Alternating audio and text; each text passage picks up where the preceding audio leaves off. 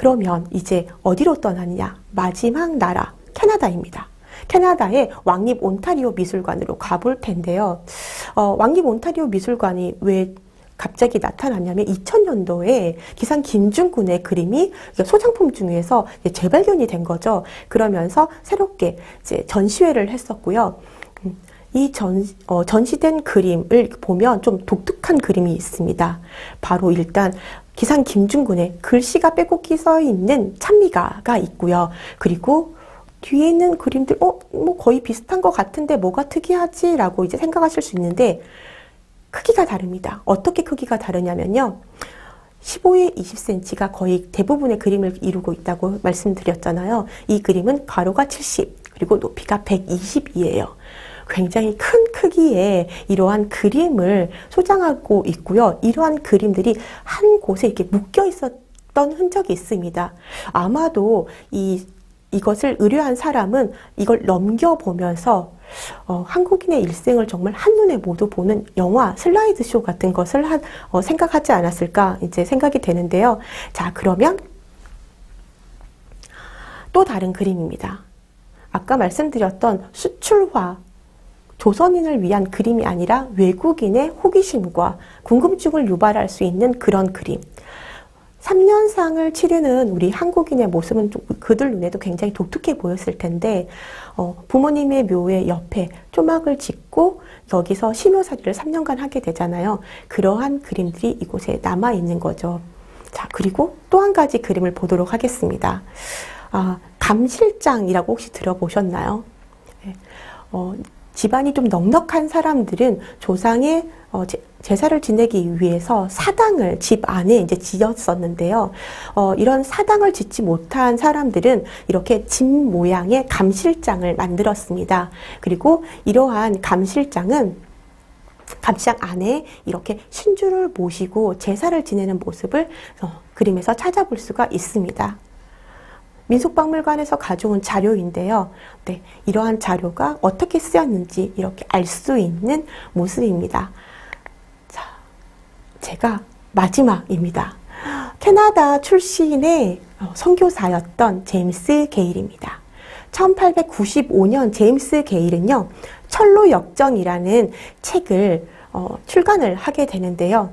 이 철로역정은 크리스찬이 천국의 길을 찾아가는 것을 소설화해서 만든 것입니다. 우리나라 최초 서구문학 번역서라는 타이틀을 가지고 있는 책이 바로 철로역정입니다. 그리고 이분은 원래 언어를 전공을 하셨어요. 그래서 춘향전, 구운몽과 같은 우리의 소설을 해외에 소개하기도 했던 분입니다. 이 제임스 게일의 철로역정은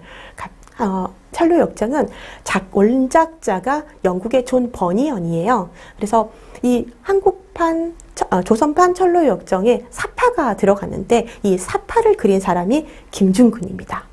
그러면 어떤 식으로 그림이 그려졌는지 궁금하시죠? 특이하게도 이 책은 목판본과 활자본 두 개의 본으로 만들어졌고요. 이 두 개의 합질이 등록문화재로 지정이 되어 있습니다. 그림을 먼저 살펴보면 자, 어떤 장면인 것 같으세요? 네. 이분이 크리스찬입니다. 주인공이죠. 이 크리스찬이 길을 잃고 헤매고 있자 선지자가 나타나서 길을 알려주는 그림입니다. 특이하죠? 네. 어떻게 비교를 해볼 수 있냐면요. 영국에서 만들어진 사파예요. 이 두 개의 사파를 보면 김중군이 어떤 것을 참조했는지 금방 알 수가 있습니다. 구도가 정말 비슷합니다. 그런데 영국의 사파를 보면은 저 선지자의 모습, 우리에게 좀 익숙한 예수님의 모습이 아닌가요? 그런데 여기 보면은 선비의 모습으로 그려져 있죠. 갓을 쓴 선비의 모습입니다.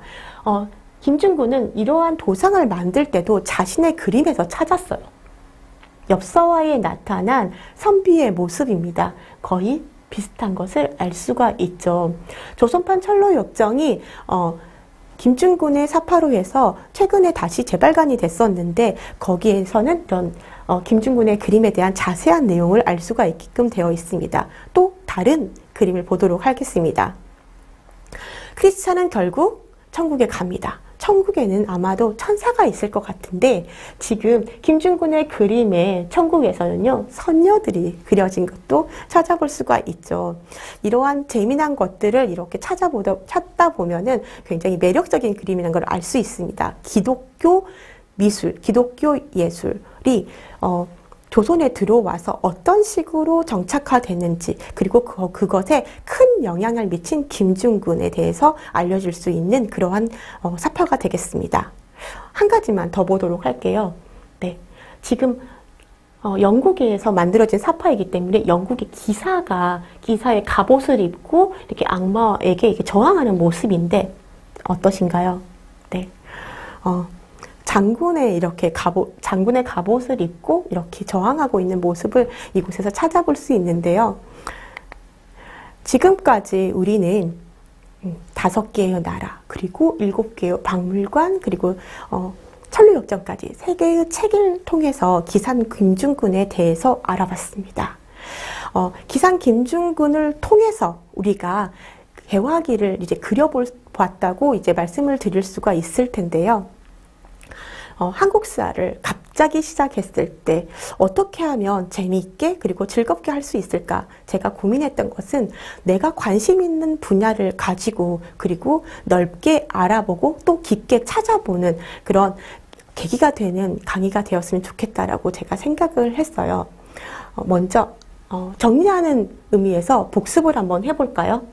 지금 아래에 이렇게 쭉 연도별로 저희가 표시를 해놨는데 82년 멜랜드루프가 들어오고 그리고 곧이어서 멜랜드루프의 초청으로 고세가 들어옵니다. 바로 지리학자이자 광물학자였죠.